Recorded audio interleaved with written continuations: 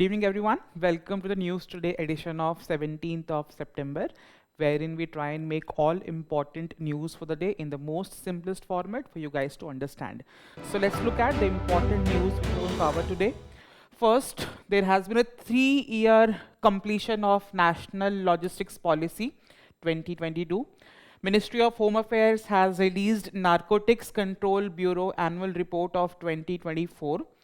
The Enforcement Directorate has reported a conviction rate of over 94% in Prevention of Money Laundering Act in 53 cases it has heard.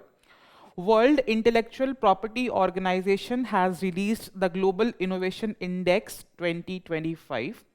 World Health Organization has released an updated 24th model list of essential medicines. And World Meteorological Organization has released an ozone bulletin where it shows recovery of ozone layer. We're also going to discuss place in news, that is Denmark, along with quick updates for the day. So the very first news, we have completed 3 years of the launch of National Logistics Policy 2022. Again, very important topic for your GS paper number 2 under the subtopic of, paper number 3 under subtopic of infrastructure. So to make you understand what is logistics. So again, in our function of body, there are different organs of the body which are functioning, and blood circulation is very important for effective functioning of every organ of the body. Similarly, in an economy, there are different sectors: agricultural sector, which is producing a lot of agricultural products; manufacturing sector, who are producing a lot of manufactured goods. So again, how exactly these goods are transported from the place where they are manufactured, where they are made, to different regions across the country, as well as for maybe, let's say, export. This is where the logistics sectors comes into picture. Basically, the idea of transportation of goods from roads, railways, ships, airways, that is basically talking about the idea of logistics sector. So in India, if you understand the high cost of products, one of the thing which is contributing to high cost of products is the efficiency of this logistics sector. So the government was well aware of this particular fact, and they made a policy in the year 2022 that again we are going to make a plan which is going to create an efficient logistics sector for Indian economy in general. So it is going to make, for example, if better logistics sector, if there are better delivery of, let's say, goods, how it will happen? It will lead to fast and cheaper goods. For example, the cost is going to become less as compared to a scenario where again there are logistics cost is very high. Then it is going to make integration of technology in the logistics sector to make it adaptive to the new technology. In this policy, we're also talking about a green and reliable source of logistics sector, because again we are fighting climate change as well. So again, development should happen, but again it should be sustainable as well. So again, we have incorporated the idea of sustainability in this logistics policy. Also, we are also talking about that how we are going to make the Indian logistics sector comparable to the global level. And why it is important, I'll tell you. Because if you talk about the amount of money which again is costing the GDP of India with respect to the logistics sector is high as compared to the global level cost. That is one major reason. So this is where we have made this policy, and under this policy we have a roadmap, that is how we are going to align these ideas in the logistics sector of Indian economy. That plan is basically called as Comprehensive Logistic Action Plan, CLAP. Ye names is very important for you to understand and remember, because these kind of names can come up in your prelims examination. They can ask you that again, why exactly this CLAP mission is all about. That is the whole idea.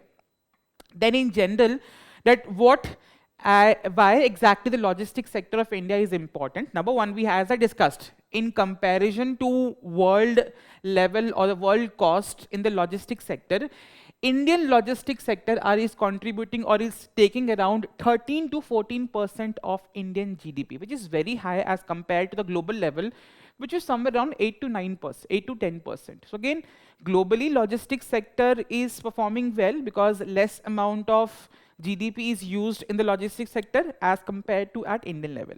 Then we have also seen that again the logistics sector of India is employing approximately 2.2 crore people. Again, huge potential with respect to employment generation. So again, this is where it emphasizes the key role of government to look into and to make this sector more efficient in its working. Then we have, and again, it is also expected to maybe add on 1 more crore of jobs by 2027. And again, we have a concept of Make in India. So again, if logistics sector is becoming more efficient, it is going to make the whole idea of Make in India more stronger in its nature. So let's look at what this report has basically talked about, that again how we have assessing the 3 years of this national logistics policy. It has told that the target which we have set up for 2030 is that again we are going to reduce this cost. So 13%, and again we are going to take down to a level which is at a global price of logistics sector across the globe. Number one, then again we are also going to improve India's logistic performance index by making it to the top 25 countries of the world. Currently we are ranking at 38th number in terms of logistic performance index. Again, these kind of index very important for you to remember for your prelims examination. Then we are going to create a world-class ecosystem. Again, whole idea of maybe not just specifically targeting the roadways, railways, everywhere there has to be integration of all sectors of this logistics sector. For example, roads, railways, ports, airports. In fact, integrating it with the digital ecosystem, which is what is being discussed. This is a target which we have set up for us in the national logistic policy for by the year 2030. Then, next few things, what are the achievements which we have done in these 3 years? Very important, because again, they can ask you, that again, please analyze the achievement of India in the logistics sector. Again, very important for your examination of mains. Number one is Unified Logistics Interface Portal. All of you know, are aware about the UPI, Unified Payments Interface. How exactly UPI has been helping you? Earlier, if you want to send money to any other person, I'm discussing about a time where again we did not had digital transactions or UPI. We need to add a beneficiary to our bank account, and then again we need to wait for a period of, let's say, some cut-off time was there, and then only once the beneficiary was added, we can transfer the money. That was happening. So again, with this UPI, it has eased out the way we are doing the financial transactions. Similarly, in the logistics sector, we have integrated this logistics sector with a digital setup. In this setup, what is happening, people are, or the maybe all factory owners or agricultural exporters are going to track down their parcel or their maybe product, that is how it is moving from a place A to its destination place B. So this is how, through a digital platform, a person can track down a particular product from source to destination, and not just tracking, all maybe for the idea of how clearances are provided in state borders, everything is done in this particular platform, right? Then we have leads index. Again, these kind of index, again, as I discussed, could be a probable question in a prelims examination. For example, there are different states in the country. Different states are performing in the logistics sector in different manner. That is the idea of competitive federalism. So again, this lead index is giving ranking to different states, that how they have progressed in the idea of logistics sector. And then again, it has, in fact, this index has helped India to reach to the 30th spot in the logistic performance index globally. Then we have one major thing that again, as I discussed, that again, this is has a huge amount of employment generation opportunity. We are about to include 1 more crore jobs to the existing of 2.2 crore jobs by 2027. So a skill development around the topic is very important, because we have integrated technology over here.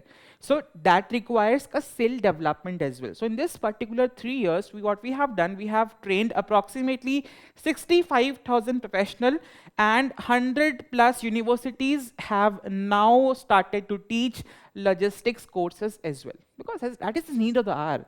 That again, you teach students, you make some courses which are practically which have a practical, let's say, application in the job market. That is something which is very progressive in nature.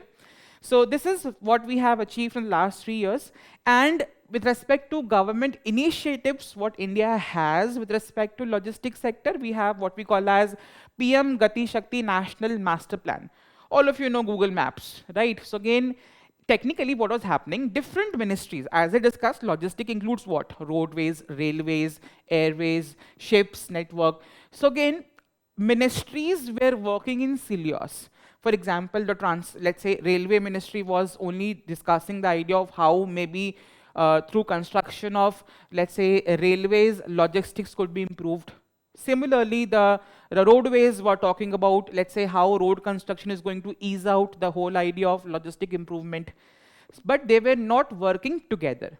So under this PM Gati Shakti National Master Plan, every plan with respect to logistics sector, whether it is roadways, railways, ship, airways, everything is integrated, so that people are aware. If, let's say, railway is going to make a particular track from point A to destination B, it is also in this particular plan, railway is going to see that what are the different areas, for example, how are roads developed in that particular region, how there is air connectivity in that particular region. This is how it is going to make a whole idea of efficient working of this development of logistics sector. We have multimodal logistics park. What is multimodal? Different modes of transportation. So again, in a logistic park, we are not just relying on one particular mode of transport. We are exploring different modes of transport in a logistic park. Simple.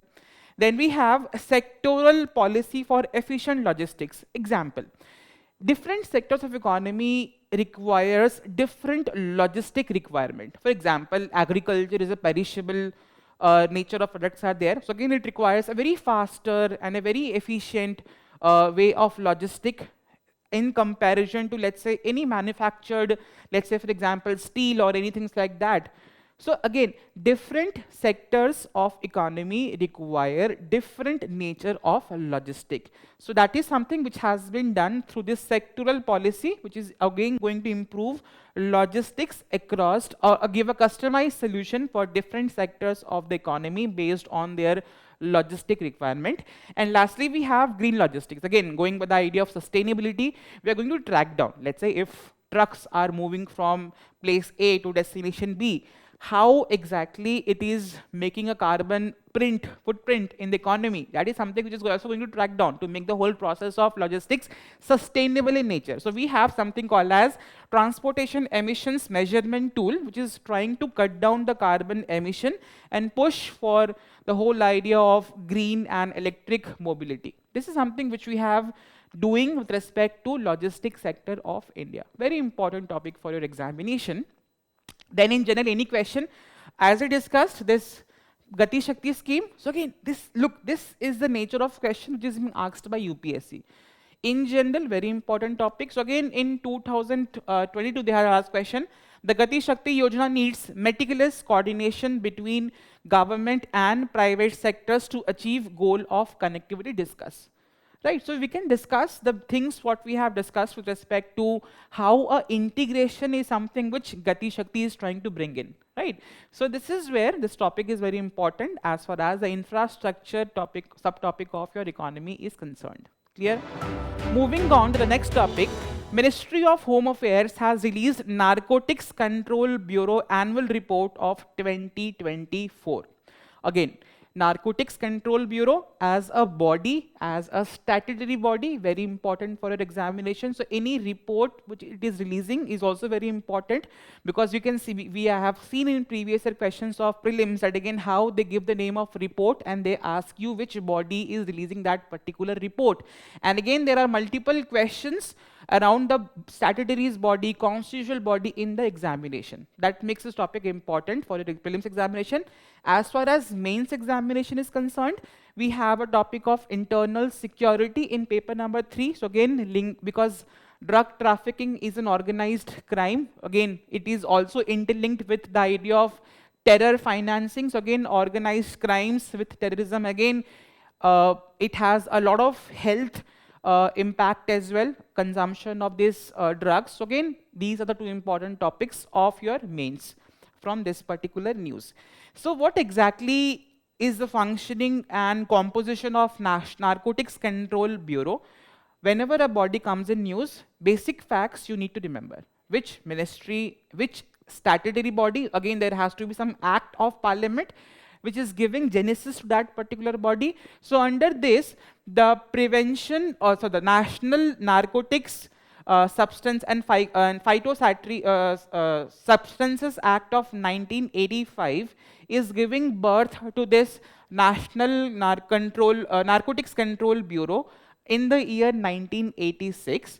It is working under Ministry of Home Affairs, and the primary task to control, and basically you can think in a very general manner, in a very easy way to make you understand, a police which is trying to control drug in the Indian country or India in general. So again, they are trying to stop drugs from coming into India, spreading within India, and protecting society from drug abuse. So again, headquarters is in New Delhi. Important facts for your prelims examination.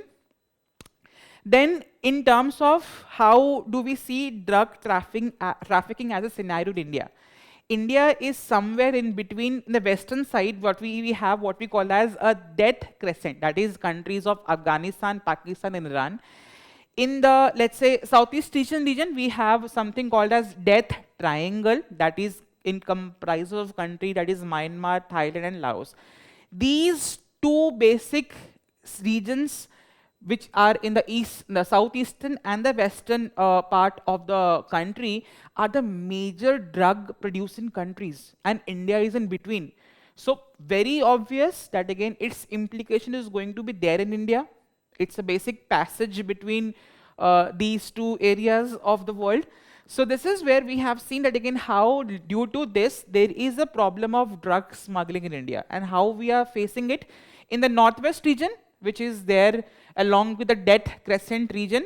Punjab, Rajasthan, Jammu and Kashmir have been seeing cases of heroin smuggling from Pakistan. In the eastern part, specifically northeastern part, which is compared to, let's say, Myanmar, drugs are coming in these regions from Myanmar and from the sea routes as well. We are also seeing trafficking in drugs through sea routes. For example, coast of Mumbai, Gujarat, Kerala, Tamil Nadu has been used for bringing in synthetic drugs to India. So this is something which is talking about the scenario of drug trafficking in India according to this particular report. Then, how have been the new trends which we have observed in the drug trafficking sector, or drug trafficking as a problem in India?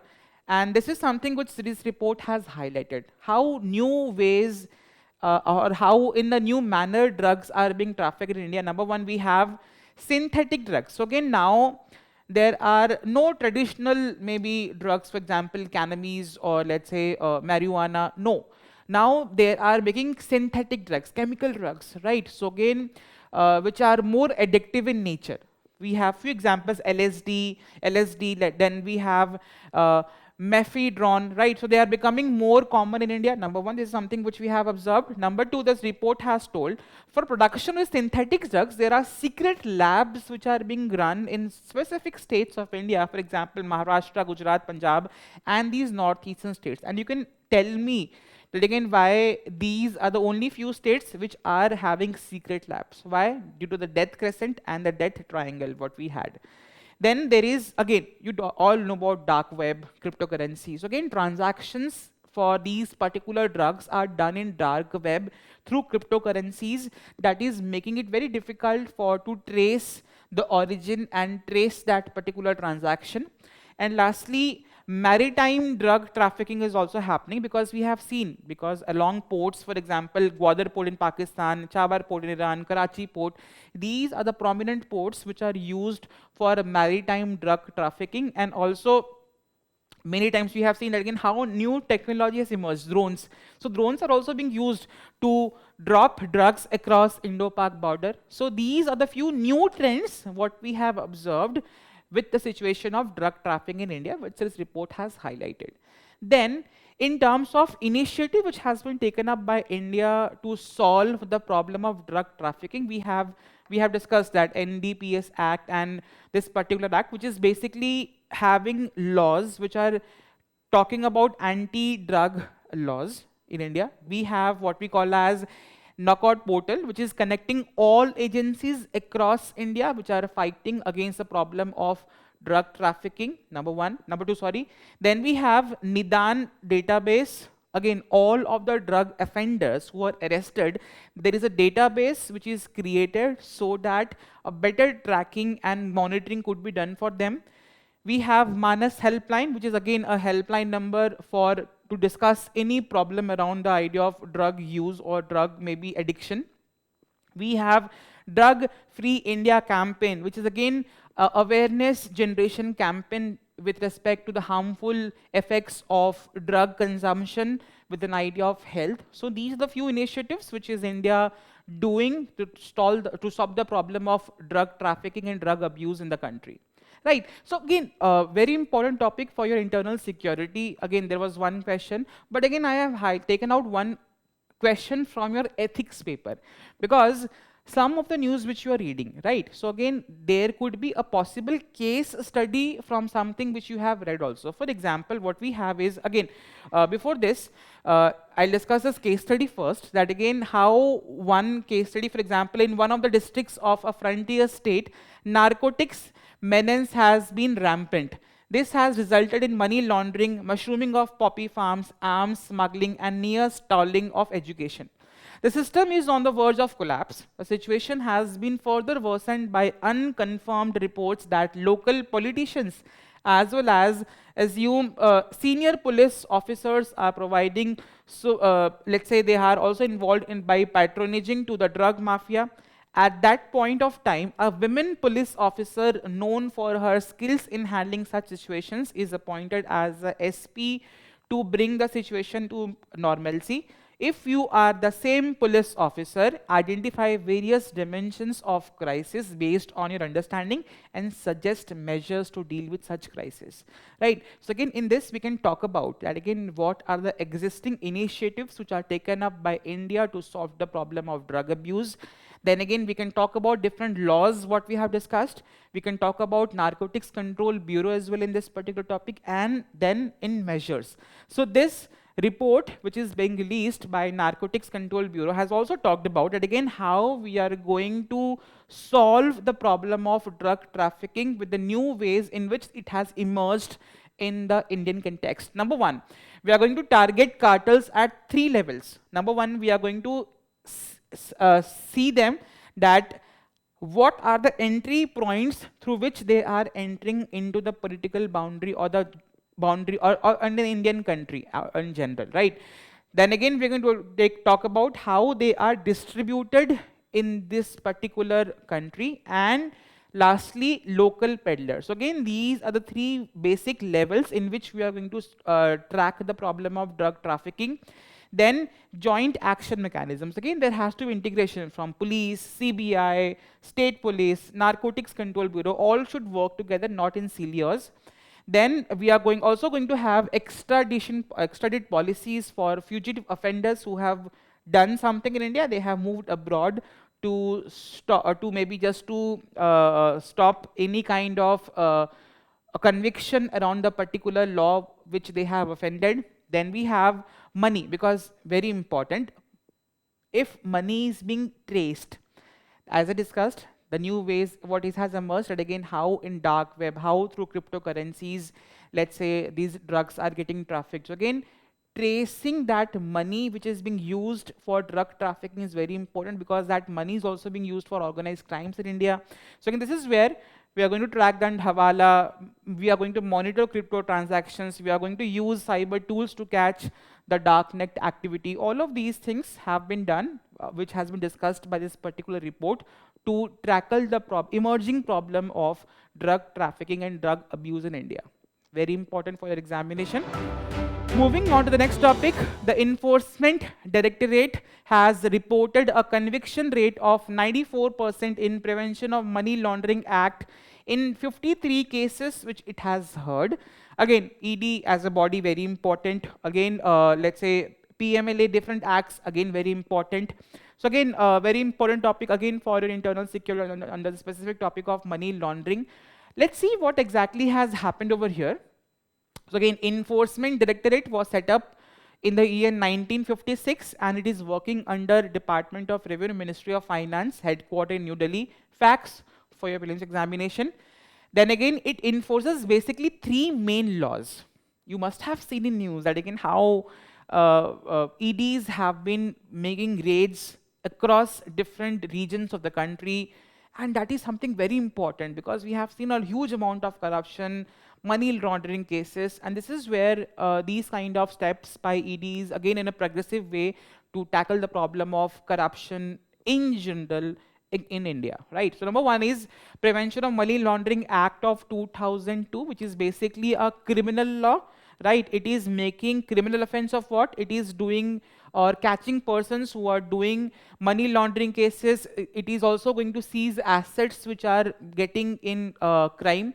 We have FEMA 1999, that is Foreign Exchange Management Act. Again, it is civil law, not a criminal law, which is dealing with the violations in foreign currency or exchange. We have Fugitive Economic Offenders Act, which is again helping the government to extradite any economic offender who has done a corruption or something of money laundering in India, but he has moved to a foreign country just to bypass the conviction in an Indian law, right? So these are some things which is giving, and again, the teeth to this particular ED is also being given.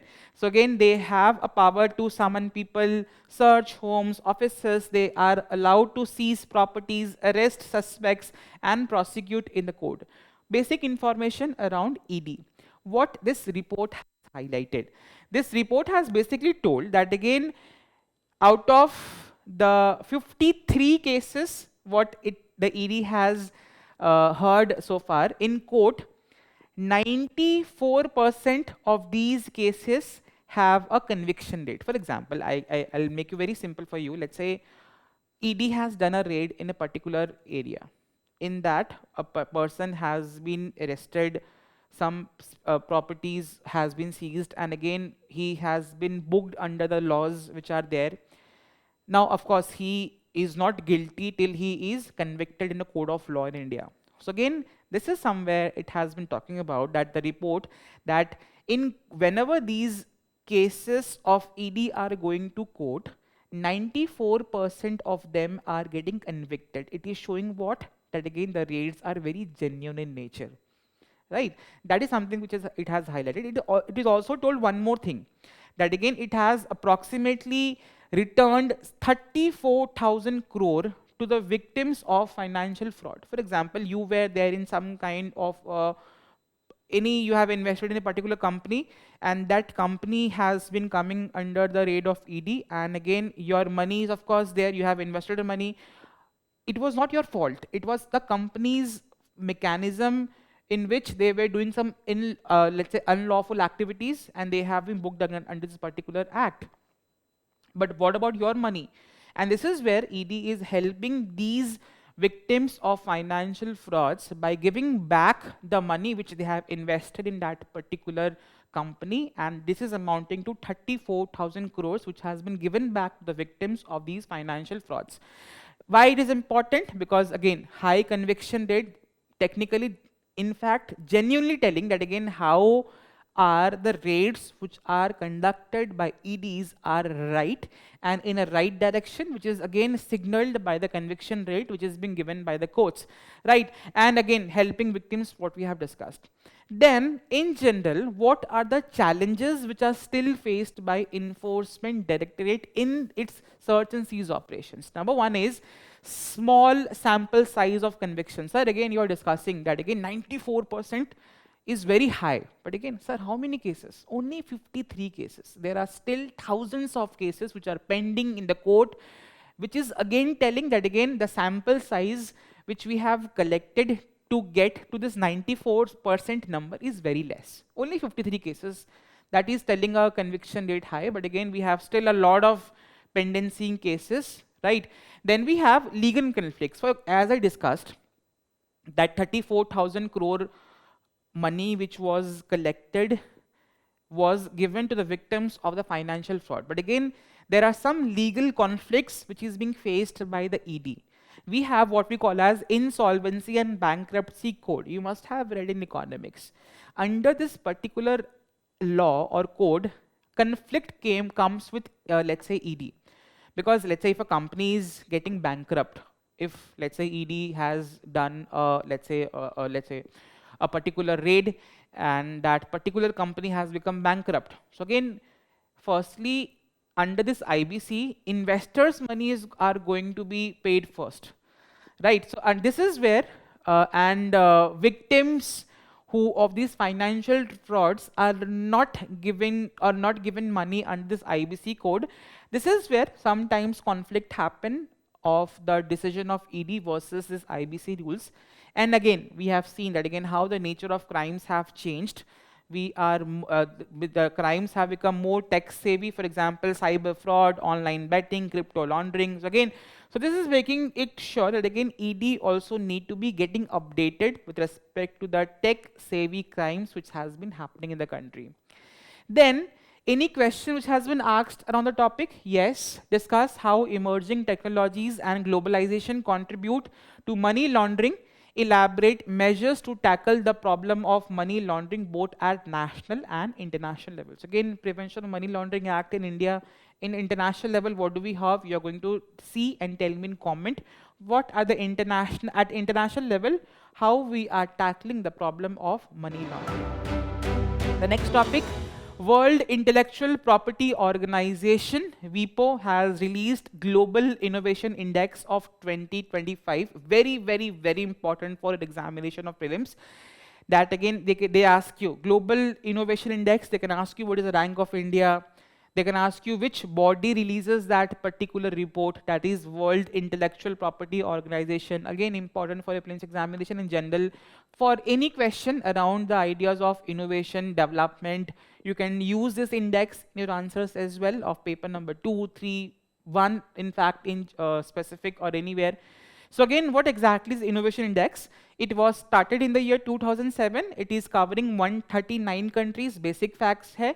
Right, and how they are looking on different countries, that again in a country, what is the level of investment in research, startups and education, then how technology is progressing in a country, for example, by seeing the number of patents, use of artificial intelligence, renewable energy, how people are adopting this new technology, how it is creating an impact on society with respect to job creation, development, growth, sustainability. On all of these parameters, a particular country is getting number or getting a rank, and then this is used for Global Innovation Index. It is also being used by United Nations General Assembly, which is using GII as an official reference for shaping science, technology and innovation policies. So again, in any policy around this direction, UN is also using this Global Innovation Index as a parameter for policy formulation. Then, with respect to rankings, again important for a prelims examination, with respect to India, India has upped its rank to 38th position.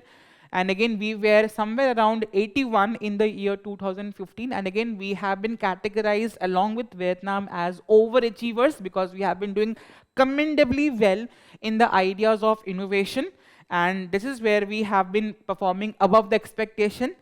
In general, the top 5 countries are Switzerland, Sweden, US, South Korea and Singapore.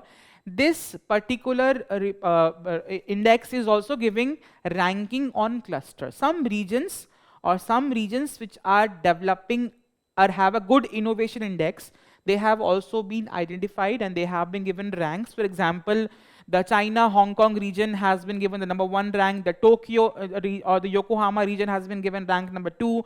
The San Francisco, USA has been given rank #3. Along this cluster innovations, India has got 4 cities under this particular list. Bengaluru has got 21st spot, Delhi 26, Mumbai 46, followed by Chennai 86 positions. Again, basic facts for your prelims examination, nothing much over here. Then in general, how we have done so well because we have improved, we have been given an overachiever, let's say a category. How exactly it has happened? So of course, government has done major initiatives have been taken up by the government.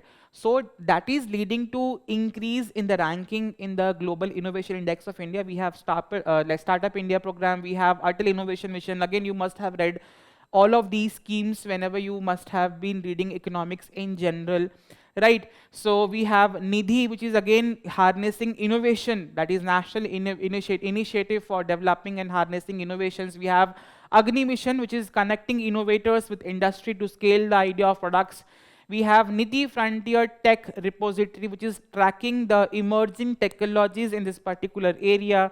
We have PM Research Fellowship, which is again encouraging research so that again innovation is going to happen. All of these initiatives of India has been helping to move up in the Global Innovation Index, what we have done this year. Then in general, how has been the India's innovation landscape? We have seen that again how along the topic of knowledge and technology outputs, for example, there has been a lot of patents filing has improved. What it is signaling that again people are discovering more things, people are getting their researches got patented. There are also scientific publications which is again showcasing that again how we have been doing well in the ideas of research. Then it is also talking about we have done tremendously well when we talk about creative outputs. Sir, what are creative outputs? For example, this is somewhere talking about technology knowledge. In the creative field, for example, culture, art, movie making, we have also improved in that innovation aspect as well. Then in terms of India's innovation edge, again, India is leading when we talk about the service sector of economy. With respect to service exports, India is ranking #1 at a global level. In terms of domestic market share of service sector, we have the third largest at a global level. Venture capitalist ecosystem, venture capital ecosystem, 4th in the late stage VC deals. For example, some startups who have become old, they are also getting funding, right? Then we, again, unicorn valuation has happened. Intangible asset intensity, we have been ranking 8th globally. That again, how we are using artificial intelligence, different new technologies in the startup ecosystem. That is again, we are ranking 8th on that particular aspect. And efficiency is increasing, innovation efficiency. What does it mean? That again, amount of money which is getting invested, it is giving more return, right? So that is talking about high output to input ratio. This is somewhere India has progressed very well in the ideas of Global Innovation Index. Very important topic for your prelims, as well as you can use these kind of data to back your points in mains examination as well. Moving on to the next topic, World Health Organization has updated the 24th model list of essential medicines. Again, important topic for your GS paper #2 health. Right, again, WHO is also very important as a body, very important for examination. You must have read it. What exactly are these essential medicines? As the name itself suggests, every 2 years, right? So again, World Health Organization updates a list. That list is called as Essential Medicine List. These are the list which is being updated every 2 years, which is showcasing that what these are very important medicines for any person living in any part of the globe for a good health. That is a basic idea over here, right? And again, it is making sure that again, all of these essential medicines are very easily accessible and available to people across different countries of the globe, right? Very simple. And why it is important? Because these medicines technically, which are solving many important diseases or prominent diseases, sometimes are very costly. If a particular medicine is included in that particular list, it is making that the concerned respective national government to produce, to make that medicine very easily available and accessible to people in the country. That is the whole idea of putting a medicine under this essential medicines list, right? And again, reducing the whole idea of out-of-pocket expenditure. Many times you must have seen, what is this out-of-pocket expenditure? Let's say if you are having fever, assume, right? Now, technically, government is spending a lot of money in by giving the idea of universal health accessible. There are a lot of primary healthcare sectors, but where do you go? Once, let's say you catch fever and again it is progressing for 2 to 3 days, 4 days, you go to a doctor, doctor suggests a blood test, doctor suggests medicines, and this is how your monthly money balance gets disturbed, because it is something very unpredictable, right? And this is where we talk about out of pocket expenditure. Technically, if the health sector of the country is very well, where again we have a primary health sectors where again very subsidized or in fact free of cost, let's say health checkups are being done, health tests or basic tests are being conducted free of cost, let's say free medicines are being provided, if everything have been working in a very good manner, then don't you think this out of pocket expenditure will automatically lessen down? And India has been doing well also in this particular front. And this is where we have been talking about the ideas of putting a medicine under this essential medicines list by who. So again, these two medicines have been added very recently. Number one is GLP-1 receptor agnostics, which is tracking the problem of type 2 diabetes, heart problem, kidney diseases, obesity. We have one other medicine that is rapid acting insulin analogous, again tackling the problem of type 1, type 2 diabetes again. So again, these two medicines have been added. What do you see here? What kind of diseases are these? We have also discussed in a previous discussion that again how world is seeing a surge in the ideas of non-communicable diseases. India has been doing, in fact, in India, the non-communicable diseases is in fact rising, contrasting at a global level where again these non-communicable diseases are decreasing. It is again showcasing that again how important these inclusion of these two drugs are important, because all of these diseases which we have discussed, which are being solved by consuming these two medicines, are non-communicable diseases. So in general, diabetes, again, pancreas releases insulin. Sometimes pancreas do not release insulin. Sometimes insulin which has been released by pancreas are not effectively utilized by the body. So this mismanagement of insulin leads to what we call as diabetes, and India is in fact called as the diabetes capital of the world. 77 million adults have diabetes, and again 25 million are pre-diabetic, on the verge of getting diabetic if they do not follow a healthy lifestyle. Then we have also a problem of obesity. We have also discussed it again in general across the globe. We have a problem of obesity in children, right? So again, obesity leads to what? Accumulation of fat in the body, leading to again problem of heart diseases, diabetes. And at a global level, the number of cases of obesity has doubled. And according to National Family Health Survey 5, 24% of women and 23% of men are obese in India. Again, this is somewhere discussing the problem of why it is important for the government to tackle the problem of these non-communicable diseases, and in general, as an educated citizens, as someone who is aware of such facts, we need to live a healthy lifestyle.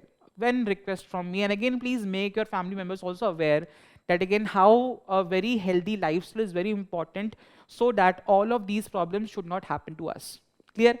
Then in general, what India has been doing to fight diabetes and obesity, we have National Program for Preventive and Control of Non-Communicable Diseases. So again, at a very right time, screening of that particular disease, awareness among people is getting generated through this particular program. Then we have national list of essential medicines. Just like WHO is releasing a list of essential medicines, India is also released its on its at a national level. We have this particular idea as well.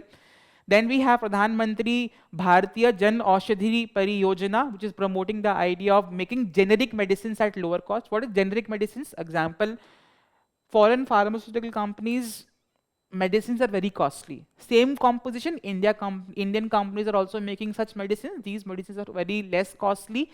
And again, this is basically what we call as generic medicines. Then we have Fit India movement, again, encouraging the idea of getting a healthy lifestyle, so that again, we do not have the problem of these non-communicable diseases in general, right? Very important topic for your examination. And in general, please make your family members, your near and dear ones aware about such issues which you read in newspapers. Then World Meteorological Organization has talked about that the ozone recovery is happening in the ozone layer. We all are aware of the idea of ozone layer. We have read in the topic of environmental ecology, ozone layer, ozone depletion. Again, let's see what exactly has happened. So if we talk about ozone layer depletion in general, I'll explain you very easily and very briefly what exactly it is. So if you understand, harmful, let's say, ultraviolet rays are coming to Earth. If this is Earth, this layer is basically called as troposphere. Then we have what we call as stratosphere. In stratosphere, we have ozone, which is protecting Earth from these harmful ultraviolet radiations. In Earth, we use a lot of, let's say, harmful gases are getting emitted, specifically which are in the category of chlorofluorocarbons. So these are the prominent gases which are leading to ozone layer depletion. So in Earth, again, where are they found? Maybe in fridges or the machines which are being used in fridge, the aerosols, right? Refrigerators, your air conditioners, all of these are the prominent, let's say, category of gases which are the leading source of ozone depletion, which are released by Earth. So once they are moving from troposphere to stratosphere, right? What happens then? So we have what? Carbon, chlorofluorocarbons, again carbon attached with what? Chlorine, fluorine in general. So whenever UV rays are hitting these gases in this stratosphere, this carbon chlorine or carbon fluorine bond is broken. So now we have one single chlorine or let's say a fluorine atom. It attaches with, let's say, the ozone present naturally in the stratosphere, and it breaks that ozone. Then it is attaching it, let's say maybe a chlorine oxygen atom or molecule is getting created, and they are leaving behind oxygen. So technically what is happening in general, ozone is getting depleted due to these harmful gases or chlorofluorocarbon gases which are moving to the stratosphere. In general, we are clear about this. So this is where talking about the ideas of ozone layer depletion, very important for your examination in general. So let's see what this report has talked about. And again, this was something which we have seen, and again the world acknowledged this particular issue in the Vienna Convention of 1985. In this convention, we for the very first time acknowledged this fact that yes, there is a problem of ozone layer depletion happening. Again, general fact, important for a prelims examination. And again, in the troposphere, as I discussed, ozone is good in stratosphere, but ozone is a harmful gas in the troposphere. It is basically a greenhouse gas over here. So again, one gas which is harmful in troposphere, but again, it is very beneficial in stratosphere in general, right? Again, a basic important fact. They can ask in prelims question like this. That again, ozone is a greenhouse gas. Ozone in stratosphere is good. Again, these kind of statements could be asked in your prelims examination. Again, in general, this World Meteorological Organization has released in its recent bulletin about ozone depletion. And again, we have improved, we have done again significantly well with an idea of ozone depletion, because the amount and the rate at which ozone was getting depleted from stratosphere, we neared about a concept what we call as ozone hole, right? So that whole layer is going to be damaged, and this is where harmful UV rays will come directly to us, which is very harmful for us. And this is something efforts have been taken at global level through different conventions, which I'm going to discuss. And again, we have done significantly well, and they have been telling that the ozone layer recovering is done in a very good manner, and we are going to reach the 1980 levels before the ozone hole crisis, which is predicted by, in rest of the world, it is predicted by 2040, in Arctic by 2045, and Antarctic by 2066. If we are not going to tackle the problem, ozone depletion is going to happen by these years, right? So in general, how have the world responded to the idea of ozone layer depletion? We had what we call as I discussed, Vienna Convention. Again, whenever you read environment, generally what I feel, students get confused that again Montreal Protocol, Ramsar Convention, right?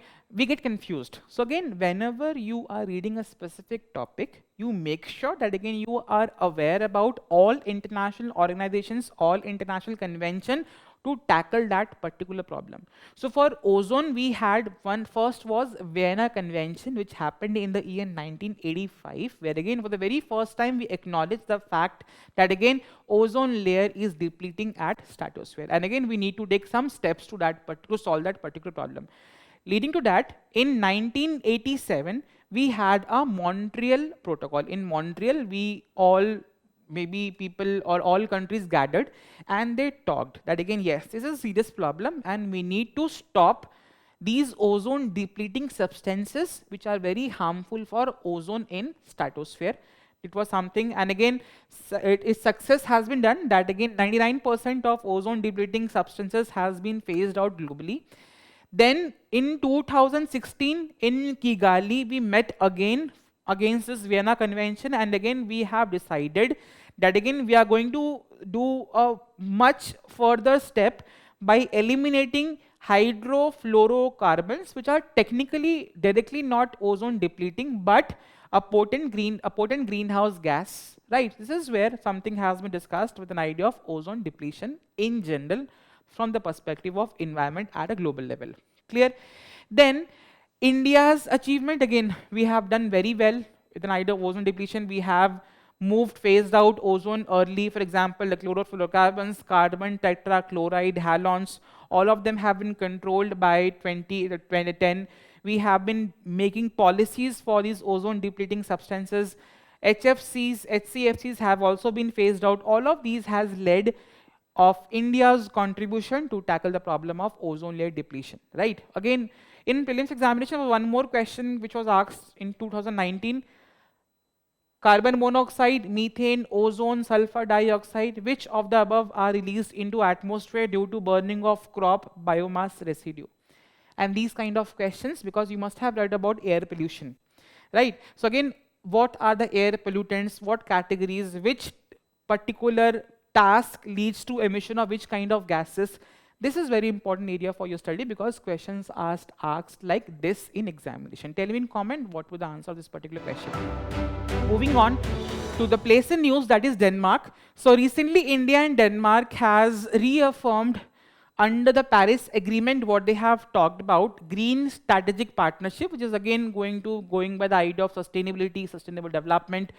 This is something which has been done, which has led this place in news. Locate and see in map where does Denmark is there in the world map of there, right? Again, basic, it's a Scandinavian country, right, in the northern part of Europe. Capital is Copenhagen. Bordering countries are Germany, right? And again, North Sea on the northern side, let's say on the western side, we have Baltic Sea over here, right? And it is overseeing Greenland, the largest island, right? And again, the Faroe Island. Again, basic facts, you're going to see the basic political features, geographical features, right? Important rivers over there, what kind of climate is there, rainfall is there. That makes that such kind of place in news important for your map-based questions in prelims examination. Moving on to the quick updates for the day. Very first thing, International Energy Agency report, basically it has released, because what we have seen, oil exploration, gas exploration is happening. Where? What do we have? Maybe offshore, let's say, exploration also happening in the seas. So this report has recently highlighted that the areas in which this resource are being extracted, the depletion is happening in such areas. अब आप जा रहे हैं, let's say in sea you are going for extracting shale gas or let's say any petroleum, the area and over exploration has led to depletion of such resources in such areas. That's this report has highlighted, right? So it has basically told that again global oil and gas fields are depleting faster, right? And why it is important for us, because we are dependent for 85% of crude oil from imports, 45% of natural gas to imports. And if this is something which is depleting, it is going to create what? Price is going to shoot up, right? Resources crunch, demand high, price going to increase. So again, it is very important situation for India. It can talk about the vulnerable spot which is going to be put on in India as well. So again, what are the steps which India can talk about? Diversify its import resources, expand strategic reserves, boost domestic exploration, promote green hydrogen biofuels, again the idea of sustainability. That is something which the report has been highlighting. Again, this agency is very important, International Energy Agency, right? Then we have the next topic, Moran community. Again, this was in news. Why? Because this community in Assam has been demanding scheduled tribe status, and that has led to agitation which they have created in Assam in the Tinsukia region, right? And they have been demanding ST status. So again, you are going to read about this Moran community, because many times such communities comes in news and there could be a probable question in prelims examination. They can give you, consider the following statements regarding Moran community. 3-4 points, and please mark the correct statement. So again, that makes these kind of news very important for examination. Basic facts, that where they are origin from, what kind of culture they had, where they are located. You're going to read them from prelims perspective. Moving on, we have Rabi crop, because Rabi season is coming, right? So again, the government has made a target that again in this Rabi season we are going to produce 362.5 million tons of Rabi crops, right? So basic fact, again, they are basically sowed in the winter season, October, December, which is coming after monsoon. They are harvested in the warm and dry, and specific in the spring season, that is March to April, and climatic for cool temperatures for germination. That is why we are sowing in October, November, and warm and dry for harvest. That is why once they are made, let's say harvested in the periods of March to April. That is basic details about Rabi crops, very important for your prelims based facts, right? And in general, MSP is also being provided for specific Rabi crops. What are those? Wheat, barley, gram chana, lentil, rapeseed and mustard, and sunflower. For this, we are giving, let's say, MSP. But there are other general Rabi crops, for example, maize, chickpea, cumin, coriander, Fregenic. So this is where MSPs are not being given. Again, basic facts. Moving on, next topic, Kuno National Park. So again, a conflict between cheetah and leopard in this Kuno National Park has led to an unfortunate, let's say, death of a cheetah which was there in this Kuno National Park. And in the Kuno National Park, all of you know that cheetahs were reintroduced, and for the very first time such incident has happened which has led to death of cheetah. So again, this national park becomes important, cheetah becomes important, leopard becomes important for an examination. The basic facts about Kuno, where they are found in Madhya Pradesh, in the Vindhyan Hills, in the Sherpur district. It is named after Kuno river, which is a tributary of Chambal. Chambal is a tributary of Yamuna. This is how you're going to read the place in news part. It was initially a wildlife sanctuary which has been upgraded to a national park. Again, it has been famous for reintroduction of Asiatic lions, which is the proposed thing. It is not has effectively implemented as of now. It was also famous for reintroduction of cheetahs in the year 2022. We all know about it. So basic flora and fauna species found over there, you're going to read them, very important for factual based questions in prelims examination. The next topic is India ILO Memorandum of Understanding. So International Labour Organizations has signed MOU with India with respect to use of international standard classification of occupation. What exactly is this? Very simple, sir. That again, there are different occupations in the economy, and different occupations have been doing different type of task. For example, we broadly talk about healthcare sector, but in healthcare sector there are different other professions. For example, there is a nurse which is performing different kind of tasks and duties. There is a doctor which is performing different kind of tasks and duties. So this is where International Labour Organization is trying to help India, that with this access of international standard of classification of occupation, we are going to be classifying jobs, groups, job by task and duties, and it is going to be helping India in the ideas of research and policy making. Basic facts about ILO: when it was found 1919 by Treaty of Versailles, headquarters in Geneva, Switzerland. It has also got Nobel Peace Prize in the year 1969. Its mission is for basic government employer worker dialogue, promotes rights at work, and providing equal opportunity and social security. Basic facts, nothing much to discuss over here for your prelims examination.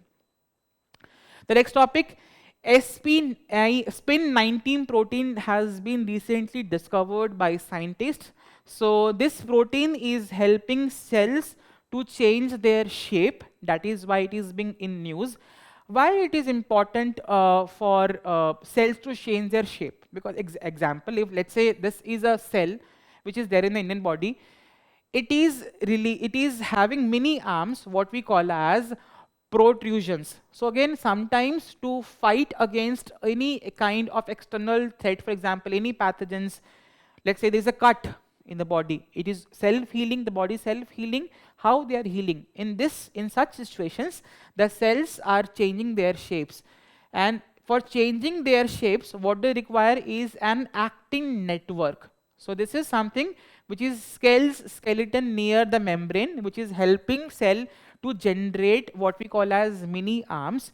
So this kind of protein is something which is released, which is helping cells to change their shapes, which has been discovered by scientists, and that is why it has been in news. Again, important because basic concepts of biology important for your examination.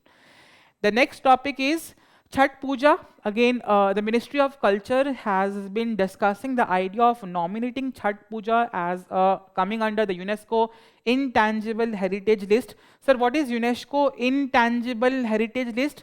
Again, intangible means something which we cannot touch, we can experience, because for generations to generations, some traditions are being translated, right? So under this, 15 intangible things are there which are recognized by India. For example, yoga, Garbha, Durga Puja, Chau dance, all of them are under the UNESCO Intangible Heritage List. And again, Culture Ministry has proposed to include Chhat Puja or Chhat Mahaparv in this particular UNESCO Intangible List. Very important function, specifically profound in the regions of Bihar, UP, right? And again, this is somewhere we are worshipping nature.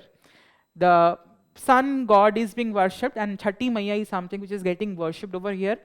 And one important festival in across India, where again we are not just worshipping the rising sun, we are also worshipping the setting sun as well. Sunset we are worshipping, sunrise we are also worshipping in this Chhat Puja festival, right? And it is prominent in Bihar, Jharkhand, UP, West Bengal, and again diasporas which are staying in Mauritius, Fiji, UAE, Netherlands are also, let's say, celebrating this festival. And again, very important festival because we are worshipping nature over here, which is again promoting the idea of sustainability, inclusivity in the community altogether. The next news, again, in the event of Speed Skating World Championship 2025, which has been going on, which is going on in China, Anand Kumar Velukumar has got a gold medal, and he is India's first world champion in skating. Krish Sharma has got gold in junior men's 100 meters sprint. Again, very important because nowadays you see that again how UPSC is also be asking questions around sports. have such things in news, and again, you're going to get such things from Vision IS.